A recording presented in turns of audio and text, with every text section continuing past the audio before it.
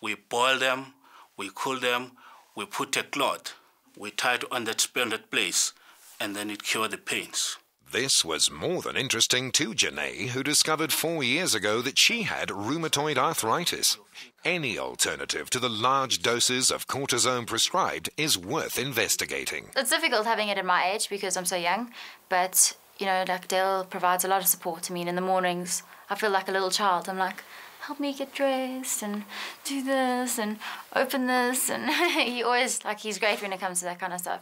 Yeah, being a fast bowler, you deal with injuries all the time. You know, there's not a day you wake up and you're not sore somewhere in the body. Every fast bowler will tell you that. And you want to find other means of treatment, natural treatment, and things that are legal as well. You know, you just go about it that way. And if it keeps me on the park and it's working, I'll definitely consider doing it. Dale's love of fly fishing is another therapy. But with a test career which sees him at first place in the ICC rankings and with all the touring, his and Janae's diaries are a little full. We first went over, Chamonix, Jacques Callis' girlfriend and I, we were hounded by the press. They all thought that we were these amazing South African celebrities and we've come over. People were asking us for an autograph and they started calling me Mrs. Stain. I was like, what? It was fun, you know, like a taste of the limelight. The next day you get the newspaper and there you are and you're like, oh, I didn't say that. It's an experience. While his contract to bowl in the massively popular Indian Premier League was most rewarding financially, money can't buy this. It's just the time to get off and relax. You know, I don't really have to catch anything. It's just the fact that it takes my mind off cricket, it takes my mind off everything that's happening in the world, and it's quiet, it's tranquil, and it's something beautiful about it. Dinner at Fordoon's Sky restaurant meant the best local Midlands beef, prepared by executive chef Graham Nielsen. I'm going to pan roast the beef, then just toss the sugar snaps and some butter and some chicken stock. Just roast the confit straight in the oven, it's already cooked. Saute the mushrooms, add a bit of soy sauce, a bit of jus, make a glaze and then plate it. For the fastest South African cricketer ever to reach 100 wickets, here was a dinner to get him well on his way to the next 100. I think you can't always be happy with, you know, just yeah, you've got to just keep trying to up at a level. So I'll keep trying to up myself, you know, from a personal side and from a professional side. I'm always trying to be better. With the England tests upon us and South African-raised Kevin Peterson captaining the opposition, all the ingredients for a feast of Test cricket are in place. The wise money says it's going to be one Mr. Dale Steyn making firewood of those English wickets. This authentic taste of the world was brought to you by House of Coffees. After the break, from the frying pan into the fire, John Jacob Zwiegelaar cooks up his favourite dish and Richard Hardiman the Partyman warms up to being housebound. Top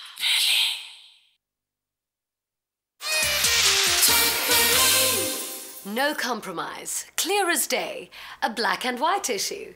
Well, that's one way to describe decor, the way in fact that interior designer John Jacob decorated his house. As for the colour, turns out all the bright stuff's in the kitchen. If the idea of a Victorian interior conjures up crowded sitting rooms, heavy fabric and knickknacks at every turn, meet John Jacob and his classic fresh interpretation.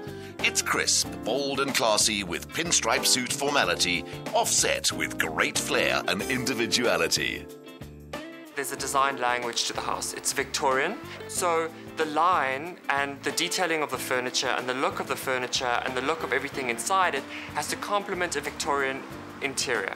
English architecture, the Victorian period, the Georgian period, it was all very grand. It was status-orientated architecture. It was about expressing your place in society. Decoration and interior design is not about what you like. It's about being true to what the building is and taking it through all the way. And if you do that, you'll always end up with an exciting story concept. John uses mirror panels for reflection and to give the rooms added height and dimension. Breaking with the Victorian framework, he uses modern elements for dramatic effect. I generally steer away from too much pattern because I think pattern on pattern on pattern often looks granny. I like to sort of render the furniture in just plain colors so that the shape becomes the thing. And the line of the furniture can actually speak. Many of the pieces have been custom made by his craftsmen, so they fit perfectly into the rooms. The exterior consists of a series of gardens, decorated in a variety of green textures and tones. The gardens are effectively courtyards, which are focal points for the lounge and dining room spaces, and they are contained. It's a potted garden, and effectively what I've done is I've decorated the courtyards. Plumbago and scented jasmine, white benches and rattan chairs add sculptural form to the greenery. The black lacquered wooden handrails of the balustrade lead the eye upwards and set the tone for the second story. Black and white is quite a brassy sort of combination. It's a combination that you would use if you're trying to do a house with a lot of luster. So there is a lot of shine in this house, and there is a lot of lighting in this house to add to the brassiness, to add to the luster of the space. Striped fabric gives the stairwell walls the illusion of height. The bold lines lead to a bathroom that can only be described as splendid. Towers of pure cotton towels and mirrors that reflect soft lighting create a stage with a freestanding bath as the focal point. Reflections double and triple the impact of the room, the perfect place to read and relax in. A series of 19th century Roman prints provide a visual history of palaces and gardens. The master bedroom is a study in perfect symmetry. The extra high headboard brings the ceiling closer and adds a dramatic dimension to the bed. How do you put things together? It's a difficult question. I suppose how do you get dressed in the morning? It's exactly the same thing. Certain things can be quirky, and everything doesn't have to match perfectly, and everything doesn't have to necessarily even fit. Often crazy things that don't actually make any sense are wonderful. I think the whole point is not to take everything too seriously and to actually have fun with it and to keep on going. Which means a kitchen may look like a study with landscape photographs, or the setting for a feast with lighting designed to sparkle dramatically off polished glassware. Interior design, cooking, and lifestyle is all the same thing. And it's an all-encompassing concept. It's about food, it's about smell, it's about ambience, it's about warmth, it's about everything to do with living in a space. Once a designer, always a designer, and the pears poached in red wine and star anise become a plated work of art. Baby chicken are stuffed with preserved clementines and rosemary. This traditional Mediterranean wheat dish is flavoured with dates, saffron, toasted almonds and fresh coriander. We're starting off tonight with a chicken consommé, and then after that we're doing a North African couscous with roasted baby chickens. Everything on this menu is absolutely delicious and visually very stimulating. Add pinotage, Sauvignon Blanc, good company, and serve. His trick to a lively party is in the seating arrangements. I had a friend who long ago said to me that life's too short to spend it with people who don't make your life better, like John and Paul, who make your life better, and these dinners are just amazing and they're great hosts. What I love about what John does, like you've seen this evening, is his incredible talent at such a young age, and on top of that, his integrity. And I think good living is about being really comfortable with the everyday and the ordinary. The decorating is satisfying to you, it's fine. The next house we have will be a red house, or a red and mustard house. It'll be amazing. In 2 years, John Jacob has gained a formidable reputation. His signature style, matching dark coffee colours, black, white and tones of grey, is surpassed only by his fine eye for composition. Pin-up guy, radio host, stand-up comedian, Richard Hardiman was not exactly your stay-at-home sort of bloke until he became a dad, and now designing a fireplace with Aidan for an evening in with his wife sounds a whole lot more appealing. A freestanding fireplace with no flue required. What better DIY project to keep you busy this July and make you very popular at home? Well, winter's definitely here, so today I'm going to be installing a fireplace with the help of a radio personality that's really heating up the airwaves, Richard Hardiman. Between his weekday show on KFM, stand-up comedy, MC work and scripting, Richard is a master of many trades. Our task is relatively simple today, but I need to start off by asking, what are your handyman skills like? Kind of weak, actually. I'm one of those guys with great grand designs, but I end up with very wonky results. Well, nevertheless, we're going to put them to the test. Now, to make our life easier, I've had all our superwood lengths pre-cut by Builder's Warehouse, and we're going to start off by drilling the pilot holes around the edges. Having featured in a Sexiest Man calendar and very popular with the ladies, Richard was going to make the most of this opportunity to prove he's also an oaks kind of oak. So great, our pilot holes are complete. They're going to make sure our cabinet is accurately aligned. I'm just going to ask you to insert the screws. Posi drive is yours. Afternoon drive to Posi drive. Having enlarged the holes with a countersunk bit, the screws are inserted, retaining clamps removed, and holes filled with wood filler. So our next trick is to roll on the primer. It really is time to put the rock in the roll. No? Okay. Hardyman and the Handyman were proving an odd couple indeed. I've chosen 2 different colors, black neutral for our plinth, and to create warmth in our cladding, this gold. I'm used to gold, you know, concerts, gold circle. I'm sure you are, but today we're dealing with a box. Okay, box. He was a natural. Perhaps it's the time he spent waxing his surfboard. If all else fails, though, at least he can make an excellent wooden cabinet. Well done, Richard. The units look great.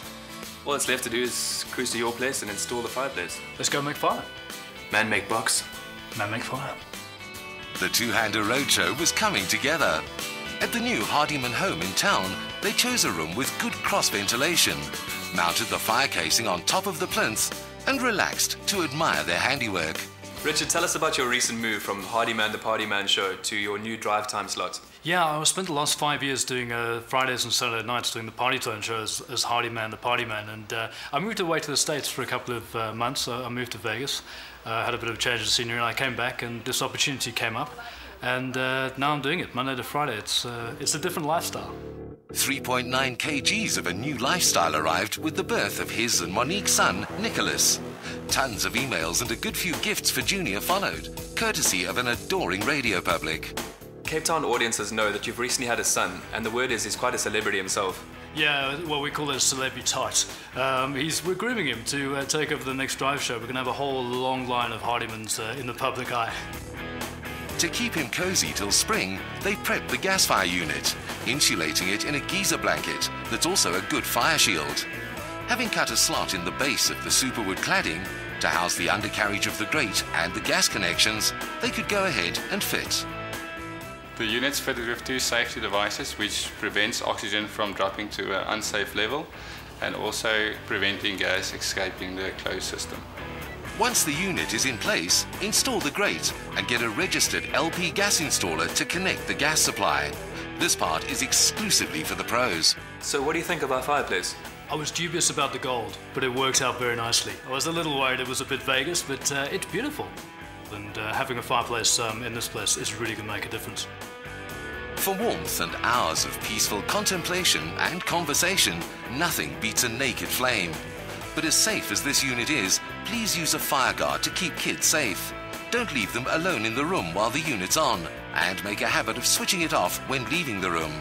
The bonus is, to start a fire again, all you do is turn it back on. Coming up, 4 Joburg restaurants go a step further than smart presentation, slick service and flair with food. Their dishes offer a taste of authentic African cuisine and hospitality. Thanks to Peugeot, fitting the first ever rubber tires on a passenger car in 1892. Peugeot, engineered to be enjoyed. In its quest to celebrate excellence and to honour Joburg's world-class venues, the Johannesburg Tourism Company has teamed up with SABC3 and Top Billing. Together with our judges, you can participate in the decision to select a winner in each category, starting with the best of Joburg's luxe and cuisine restaurants. Southwest of Johannesburg, Soweto's energy and culture is proving irresistible to anyone with a sense of adventure. We begin the hunt for Joburg's best with 4 of Soweto's restaurants, where you get to taste the tradition.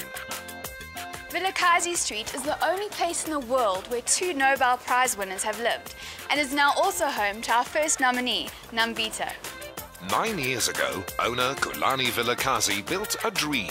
He believes he can celebrate life and his heritage by bringing South Africans from every background and culture to the table to break bread. Benjamin, what does Nambita mean? Nambita actually means something that is tasty, something that's delicious. What would a patron expect coming here?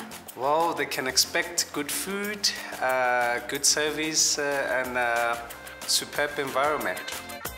Soweto's past is told in pictures by acclaimed photographers. Patrons are torn between the visual history and the intriguing menu. Nunu, what are you preparing for us today? I'm going to be making putu and some sour milk, and then we'll make some pork ribs with some salad and chips.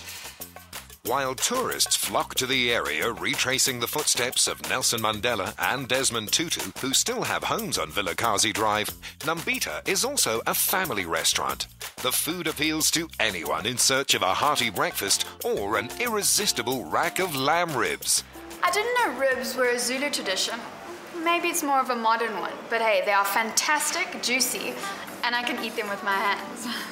At Sakumzi Makulbela's restaurant, you may smell his famous grilled chicken, but you're likely to hear the fun first. Sakumzi is another landmark restaurant renowned for its Lakshan cuisine. Let's go inside and see what turned this home into a bustling tourist attraction. Sakumzi worked in the banking industry. After watching the tourism trade grow, he used his business skills and gut feel to open up his restaurant. What makes Sakumzi such a special place to visit? They like this, the locals, because they feel at home when they're here. And for your tourists, they like the food also and the location. As you can see, the environment, the vibe, it's much more at ease. It's not your sentence stuff. Is your food very Sowetan? We serve mostly your Soweto traditional meals, which is your pap, that is liked by Zulus, your mngusho, semp, liked by Xhosas, and your tribe. Award after award put the eatery on the map, and he's travelled to the UK and Germany. But this menu is 100% South African. It can't be too hard to make. Do you think you could teach me? Yeah, just take the same beans and mix them together, put them in the pot, and let them boil about 2.5 hours. In a world turning to nutritious ingredients, slow food and low fat, this kind of tradition could easily be called trendy. It's landed Sakumzi invitations to cook in Italy, Paris and Amsterdam, so you could say he's an unofficial food ambassador. So would I get a job here? This food is very nice. It's like it's someone who's a Sowetan. So it would be much more nicer if we've got Rainbow Nation working here in Soweto. With a few more stops left on a trans-Soweto trip, Kelly opted for a lift on Sakumzi's wheels. He's taking her to one of the oldest parts of Soweto and a house that was built in the 1930s. The owner, Beatrice Njemla, used to run a cooking school and baking classes. Known for her culinary skills, her full name has been replaced by one letter synonymous with delicious dishes. Now that's the way to get from A to B's place. The restaurant features framed newspaper cuttings of events that span apartheid days to the birth of the country's democracy. Visitors happily tuck in two traditional specialities with a side order of modern history. We started in the house, which is a 3-roomed house, as a shebeen. But as the business was growing, we had to go for a license. Then we decided to register it and put a little bit of value, to add a value, and then come up with a museum restaurant, where we can also tell a lot about Soweto and Orlando East as the origin of Soweto. B's Place is known for its warm hospitality. On the menu today is a dish that tops the charts. She uses only prime beef to make her stew, served with a spicy vegetable dish in vinegar with a dash of chili for bite. Did we mention that the welcome was warm? We're making some dumplings, chakalaka, and beef stew. The dishes are hearty, but the highlight of one of B's meals is a custom that goes back hundreds of years. Sharing a calabash of local sorghum beer amongst friends is a way to seal a deal, welcome new family members, and celebrate joining together. Take your calabash, you shake, shake, shake, shake, shake. Then you give it to your friend. Ooh, that'll put a hair on your chest. It's good though. Kelly's not going to drive after her Calabash experience and finds the most convenient way to get to the next Lokshan restaurant on the map is by hailing a taxi. She's heading for the high ground and a vantage point that boasts a rather smart restaurant opened in 1999 and run by Dumisani and Shana Matupe. Believe it or not, I still have space in my tummy for one more stop at Quatabeng that boasts the best views in Soweto. Shana once worked for an international soft drink company and has well-developed administrative skills. All her experience fed a sharp business brain and the idea to launch Quatabeng 9 years ago. We had a coffee shop at the Sandton Square, and then we realized that, you know, Sowetans need coffee. And we came here and we started coffee, and Sowetans said, coffee is not enough. We want food. Now, this dish may look as if it comes off a German menu, but it has African credentials. Boiled with rosemary and chives, it's high on the order list. Shana, I didn't know ijsbaan was traditional. A lot of people always think that ijsbaan is not a South African eat, but it started with our old grannies, because originally it was supposed to be pork as for poor people, but today pork is very expensive. Come to Quatabeng, we'll give you a discount. To celebrate the best of, vote now for your favorite restaurant.